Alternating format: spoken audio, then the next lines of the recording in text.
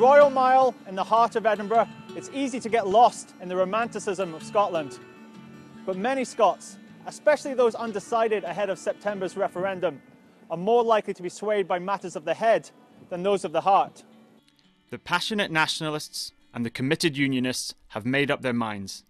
But about 1/3 of Scots say they don't yet know how they will vote, and they are the ones who will decide the country's future. John Curtis, Scotland's top pollster, has been looking at what will affect their vote. This isn't simply a referendum about people's sense of identity and belonging in which country they want to be in.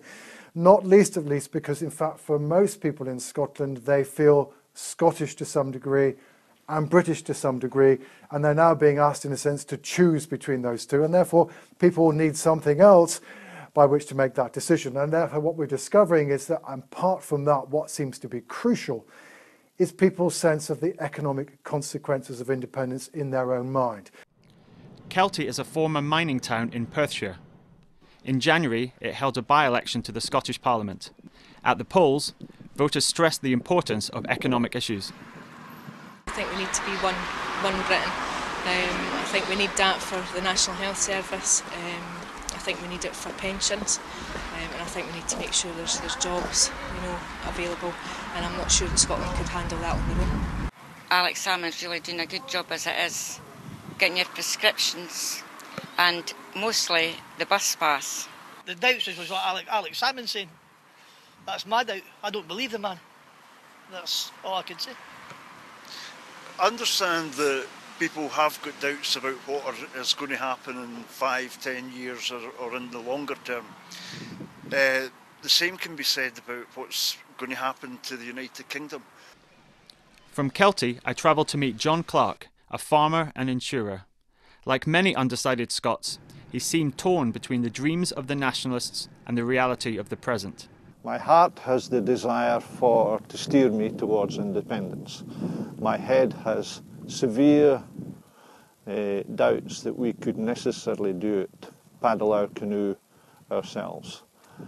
I just think that we would fare better in terms of how I have known Scotland. Clydebank, a former shipbuilding town in the west of Scotland, was once a Labour stronghold. But it voted for the SNP at the last Scottish election. If the SNP is to win a yes vote, it will need to persuade those who voted for the party to now vote for its defining cause, independence. I think the people in Clydebank and the surrounding area are very much opposed to the present Tory government. So some people see a yes vote as a way of escaping the clutches of Westminster, even though they're not nationalists. My work's pension comes from down south, so what will happen to that? I know Scotland said they would keep the pound, but will England let us? Always vote SNP, but I don't think we're ready for independence. There's nothing clear-cut or set in stone of how it's going to be profitable or beneficial to your normal everyday person. There are small demographic differences between decided and undecided voters. More women than men say they don't know how they will vote, but attitudes to politics are more important. Those who are apathetic are more likely to be undecided. This presents a challenge for the nationalists. Certainly it looks as though this is something of an asymmetric debate. People have to actually be convinced it's going to be better for Scotland, better for them, before a majority of them are willing to say, yes, I'm going to vote yes. The Scottish National Party is paddling upstream. If it is to persuade undecided voters to vote for independence, it will need to convince them that the economic risks are worth taking. The Highlands is an area traditionally sympathetic to the nationalist cause.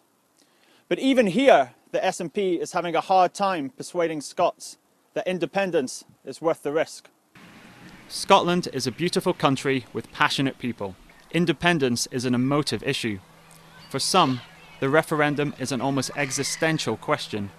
But these Scots have probably made up their minds. Those that haven't will likely decide based on their view of the economic consequences of independence. Ultimately, the referendum will be decided by the undecided. John McDermott, Financial Times, Loch Lomond.